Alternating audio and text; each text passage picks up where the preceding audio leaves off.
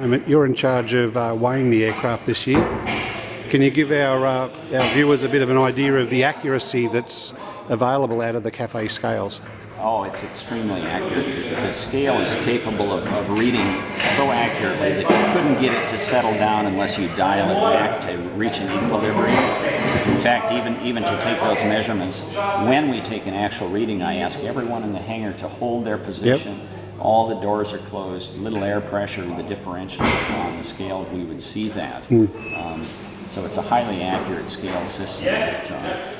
You calibrate every morning with the standard weights up the back of the room? And yeah, we calibrate them freshly with a professional scale calibrator. Just last week we standardized our weight and we double check, recalibrate, re-zero.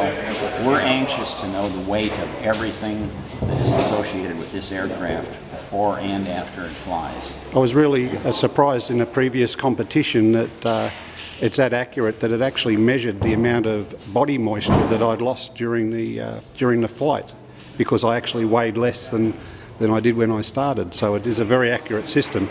It is a very accurate system, and there is a formula to reckon with your transpiration. You have drunk that bottle of water and you've sweated some of it. Well, that's a factor that we can apply. Because the Pipistrel aircraft doesn't fit exactly on the scales, we've had to manufacture some special frames so the aircraft can be hoisted and measured accurately on the cafe scales.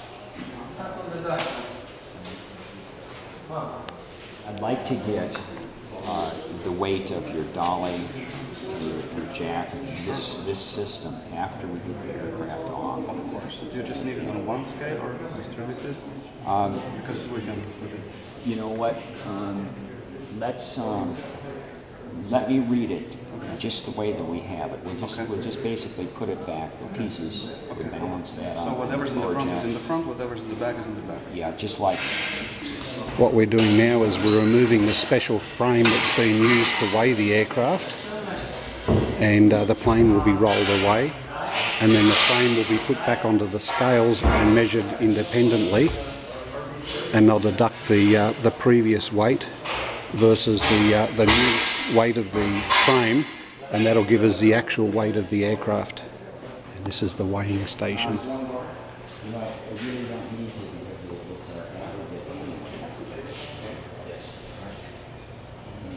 It's really important that the doors are shut to stop any wind coming in, because that has quite an effect on the weight of the aircraft. We can see here they've lifted everything up off the ground and it's now solely on the scales. What we do as a double check here is that the information is written down twice by two separate people, and then it's also photographed. So take a photograph of the scales, and that way everything is recorded accurately. The next thing we're doing is measuring the field of view. And here we've got Mike putting in his special instrument with a laser pointer. This way they can position it in the cockpit and measure the field of view of the pilot or co-pilot. Need some help on that?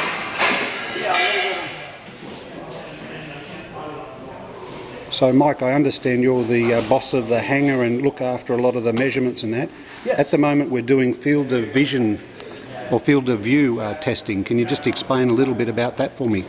We wanted to make sure that the competitors came with airplanes that were safe in as many aspects as we could possibly control. We wanted to make sure that people didn't come with airplanes that had portholes, for instance, like Spaceship One. Mm-hmm. We knew that was going to happen, but we still wanted to make sure that we could measure and assure ourselves that the airplanes were as clear in their field of view for the pilot's safety and everyone else's. So we're measuring what's available.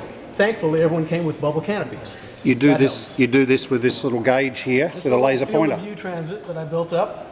It doesn't look very sophisticated, but it takes the measurements that we need. I'm told this is version 17.2. Is that correct? Someone lied to you. It's okay. Relax.